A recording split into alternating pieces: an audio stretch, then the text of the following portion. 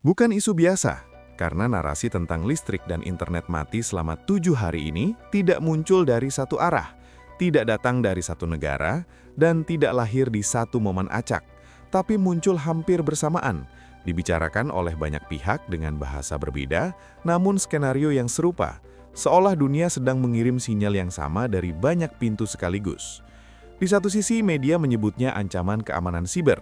Di sisi lain, pemerintah menyebutnya kesiapsiagaan darurat. Sementara forum-forum global membingkainya sebagai simulasi stabilitas sistem. Tapi intinya tetap sama. Bagaimana jika seluruh fondasi hidup modern yang kita anggap normal, tiba-tiba berhenti bekerja dalam waktu bersamaan? Ini bukan gosip, bukan isu pinggiran, dan jelas bukan obrolan iseng. Karena kalau ini cuma teori kosong, tidak mungkin negara-negara repot mencetak panduan fisik, membagikan selebaran ke rumah-rumah, dan mengedukasi warganya tentang cara bertahan hidup tanpa listrik dan internet. Yang bikin narasi ini terasa janggal sekaligus serius adalah momentumnya, karena kemunculannya beriringan dengan meningkatnya ketegangan geopolitik, konflik terbuka di beberapa wilayah, perang ekonomi, perang dagang, dan yang paling sunyi tapi paling mematikan, perang digital. Di era sekarang, melumpuhkan sebuah negara tidak lagi harus menguasai wilayahnya, cukup lumpuhkan sistemnya, dan masyarakat akan runtuh dengan sendirinya. Listrik mati bukan cuma soal lampu padam, tapi rumah sakit terganggu, logistik tersendat, komunikasi kacau, dan internet mati bukan sekadar soal hiburan, tapi informasi terputus, koordinasi lumpuh, dan kepercayaan publik goyah. Ketika dua ini mati bersamaan, dampaknya bukan bertambah, tapi berlipat. Menariknya, narasi ini jarang disampaikan dengan nada panik, justru sering dibungkus dengan bahasa tenang, teknokratis, akademis, seolah semuanya masih terkendali. Dan disitulah letak bahayanya, karena ancaman terbesar sering datang bukan dengan teriakan, tapi lewat presentasi rapi dan istilah yang terdengar aman. Di Forum Ekonomi Dunia, skenario seperti ini dibahas sebagai latihan, sebagai simulasi, sebagai kemungkinan. Tapi sejarah sudah berkali-kali menunjukkan bahwa banyak peristiwa besar di dunia ini berawal dari sesuatu yang awalnya disebut sekadar simulasi. Latihan seringkali adalah pengakuan tidak langsung bahwa sesuatu dianggap cukup mungkin untuk benar-benar terjadi. Ketika banyak negara mulai bicara soal bertahan hidup mandiri selama beberapa hari, itu sinyal bahwa mereka sadar negara tidak selalu bisa hadir di menit pertama krisis. Bukan karena negara lemah, tapi karena skala masalahnya terlalu besar. Dan ketika narasi ini muncul serentak, bukan tidak mungkin ada kesadaran kolektif di level global bahwa dunia sedang berdiri di atas sistem yang rapuh, terlalu terhubung, terlalu bergantung, dan terlalu percaya diri bahwa teknologi akan selalu menyelamatkan kita. Di titik ini, wajar kalau sebagian orang curiga, apakah ini alat kontrol? Apakah ini cara elit menyiapkan masyarakat untuk pembatasan? Atau apakah ini sekadar upaya jujur menghadapi resiko nyata? Jawabannya mungkin tidak tunggal, karena dunia tidak bergerak dengan satu niat bersih atau satu niat jahat. Yang pasti, kekuasaan selalu memanfaatkan krisis, tapi krisis itu sendiri seringkali nyata. Dan justru karena itu, sebagai masyarakat biasa, yang paling penting bukan sibuk menebak dalang di balik layar, tapi memahami dampak di depan mata. Karena kalau listrik dan internet mati 7 hari, yang paling terdampak bukan mereka yang punya cadangan, generator, dan akses eksklusif, tapi masyarakat biasa, pekerja harian, keluarga yang hidup dari hari ke hari, kota-kota padat yang bergantung pada sistem terpusat. Disitulah narasi ini berubah dari isu global yang terasa jauh menjadi pertanyaan personal yang sangat dekat. Bukan soal siapa yang mengendalikan, tapi soal apakah kita siap secara mental dan logika menghadapi dunia yang sewaktu-waktu bisa berhenti berjalan seperti biasanya.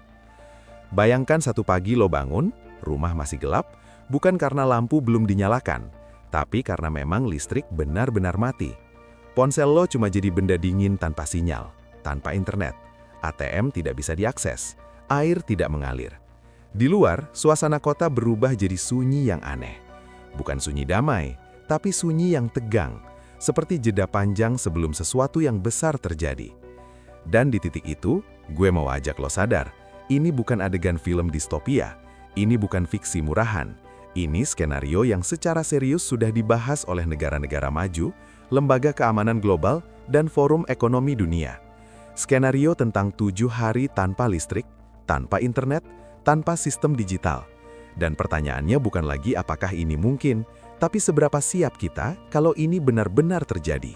Listrik mati selama 7 hari, internet hilang, sinyal lenyap, ATM lumpuh, PDAM berhenti mengalir, dan semua sistem yang selama ini kita anggap pasti, aman, dan selalu tersedia, mendadak menghilang.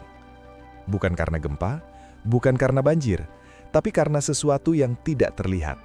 Serangan cyber yang terkoordinasi, tersistem, rapi, dan terencana.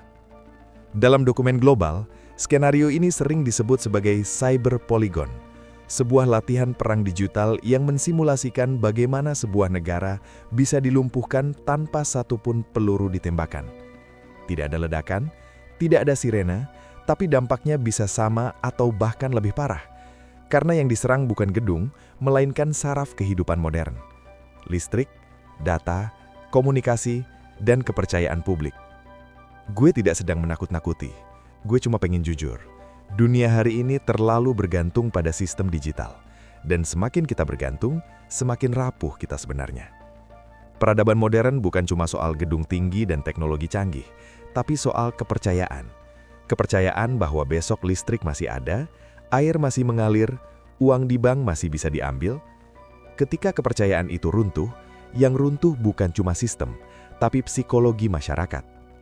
Panik bukan muncul tiba-tiba. Panik lahir dari ketidaksiapan. Beberapa negara sudah lama bersiap. Jerman membagikan panduan bertahan hidup manual, bukan file digital, tapi selebaran fisik. Isinya sederhana, cara bertahan beberapa hari tanpa listrik dan internet. Swedia dan Finlandia bahkan mengirimkan brosur kesiapsiagaan ke hampir setiap rumah, dengan pesan yang jujur dan dingin.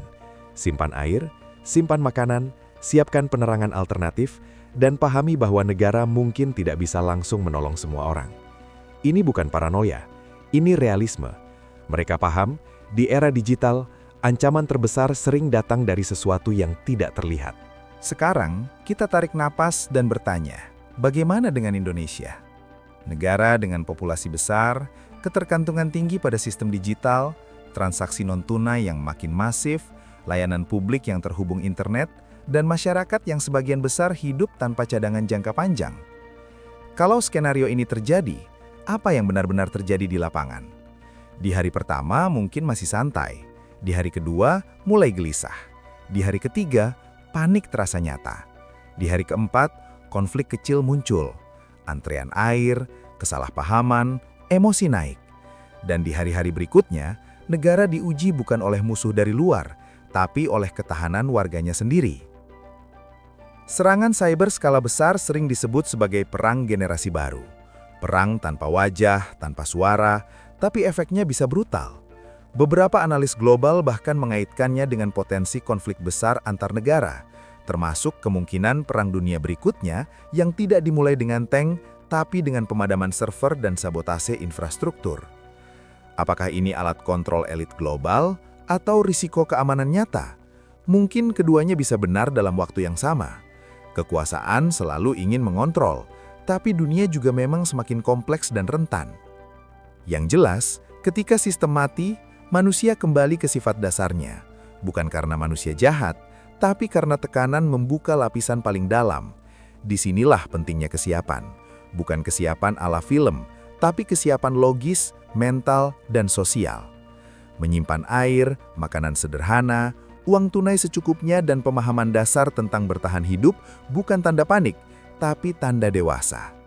Negara bisa punya rencana darurat, tapi di jam-jam pertama krisis, yang menentukan selamat atau tidak bukan negara, tapi diri sendiri dan komunitas terdekat.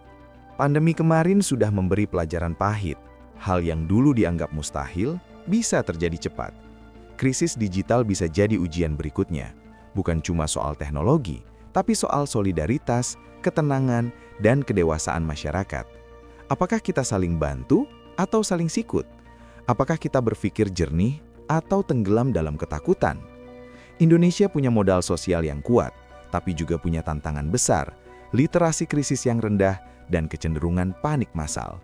Di era tanpa internet, hoaks tidak hilang, justru berubah bentuk, lewat kabar burung dan asumsi liar, dan itu sering lebih berbahaya. Di situ peran individu penting, bukan untuk jadi pahlawan, tapi untuk tetap waras. Di akhir cerita ini, gue cuma mau bilang, kesiapan bukan berarti hidup dalam ketakutan.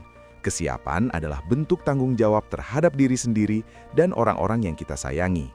Dunia berubah, ancaman berubah, dan kita harus ikut berubah. Bukan dengan panik, tapi dengan kesadaran. Kalau menurut lo narasi ini penting, bagikan ke orang terdekat lo. Bukan untuk menakut-nakuti, tapi untuk membuka obrolan yang sehat.